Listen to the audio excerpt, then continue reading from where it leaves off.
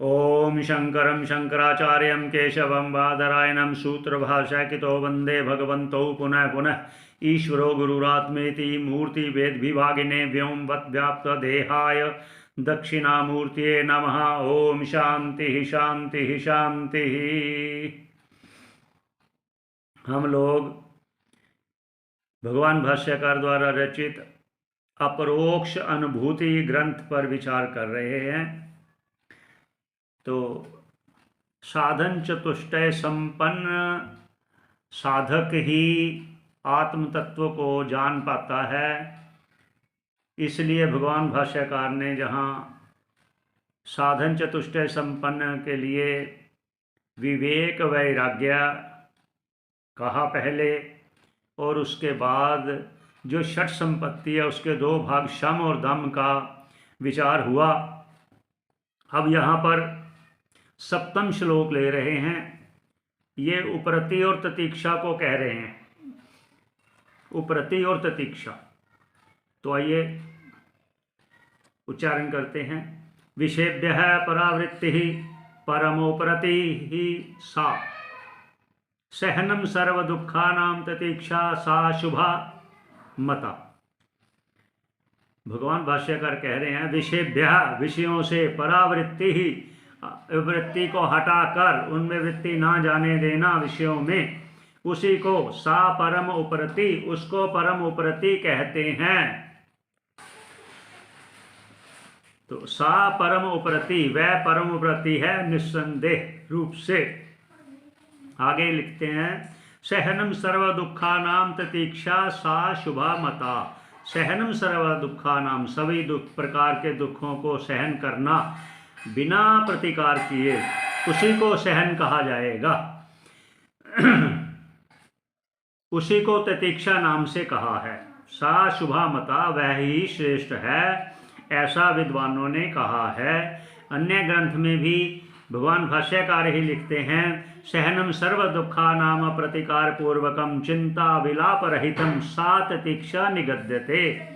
उसी को ततीक्षा कहते हैं कि हम उस दुख का प्रतिकार ना करें, अर्थात उससे उसको दूर करने का बहुत यत्न करते उसको दुख को दूर करने का प्रयास ना करें, इसलिए उन्होंने कहा। तो आगे क्या कहते हैं भाष्यकार स्वयं? आगे भाष्यकार लिखते हैं विषेभ्य इति, जो विषय हैं, विषय क्या हैं? वो ही विषय बंधन का कारण है। बंधन का कारण कौन से विषय? शब्द आदि भ्यो, शब्द आदि विषय, जो शब्द स्पर्श रूप रस गंध आदि विषय हैं, यही बंधन का कारण है। और उनसे क्या करना है? इन विषयों से क्या करना है? परावृत्ति अर्थात निवृत्ति, अर्थात उनसे हटा लेना। किनको? अपनी वृत्ति को विषयों से हटा लेना, ना जाने देना। क्यों ना जाने देना? वो कहते हैं अनित्यत्वात्, ये अनित्य हैं, ये नित्य नहीं है, आज हैं कल नहीं रहेगा, अब है कुछ देर बाद वो नहीं रहेंगे। इसको दोष दर्शनेन, ऐसा दोष देखने के द्वारा उन पर क्या करें? ग्रहण अनिच्छा, उनको ग्रहण करने की इच्छा ना हो। सा उपरति उच्यते, उसको उपरति कहते हैं इत्यर्थः। ये भगवान भाष्यकार जी का कहना है। आगे भाष्यकार लिखते हैं किंच, और भी सहनम इति सर्व दुखानाम, सहनम क्या है? सर्व दुखों को सहन करना, सर्व दुख के साधनों को। कौन से है? शीतोष्ण आदि, सुख दुख आदि को सहन करना। यत सहनम प्रतिकार अनिच्छा, उसका प्रतिकार ना करने की इच्छा। सा शुभा, वह शुभ, शुभ अर्थात सुख रूपा, सुख रूप है, उसको ततीक्षा मता, वो उसको ततीक्षा कहते हैं। शुभ मता, सुख रूप ततीक्षा को विद्वान जन ऐसा कहते हैं। और भगवान कृष्ण जी भी ने गीता में कहा है शीतोष्ण सुख दुख देश तथा मान अपमानयों, मतलब सम रहना, सुख में दुख में, शीत में उष्ण में।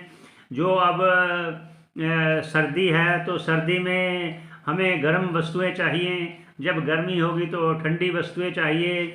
अर्थात जैसे गर्मी को हटाने के लिए एसी चला लेते हैं और सर्दी को हटाने के लिए हीटर चला लेते हैं, ये साधन तो हैं और यही साधन दुख का भी कारण होते हैं। कैसे? जैसे हम गर्मी में एसी ना चलाकर हीटर चला लें तो वो दुख का कारण होगा, हीटर तो है ना। ऐसे ही सर्दी में या गैर एसी चला लें तो वो दुख का कारण होगा। ये परस्पर ये सहन करने की कोशिश करनी चाहिए साधक को, ये साधक के लिए कहा गया है।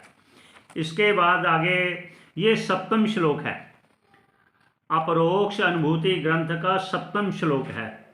आगे इस पर फिर चर्चा करेंगे। यहीं पर सभी का कल्याण चाहते हुए हम ईश्वर से प्रार्थना करते हैं कि सभी श्रोतागणों को लाभ हो। इसी पर विश्राम देते हैं। ओम पूर्णमदः पूर्णमिदं पूर्णात् पूर्णमुदच्यते पूर्णस्य पूर्णमादाय पूर्णमेवावशिष्यते। ओम शांति शांति शांति। हमारा प्रयास होगा कि एक एक श्लोक लेने का अर्थ है कि छोटी वीडियो बने, जो देखने वाला है वो उतना समझ सके, देख सके, बार बार देख सकता है। और जो इतनी लंबी वीडियो होगी हो सकता है उसका मन उचाट हो जाए, खिन्न हो जाए, भी इतनी बड़ी लंबी वीडियो होगी। तो इसलिए हम कोशिश करते हैं एक एक श्लोक को लेते हैं। आप सभी का मंगल चाहते हुए पुनः ओम पूर्णमदः पूर्णमिदं पूर्णात् पूर्णमुदच्यते पूर्णस्य पूर्णमादाय पूर्णमेवावशिष्यते। ओम शांति शांति शांति। सभी की मंगल चाहते हुए यहीं पर विश्राम देते हैं।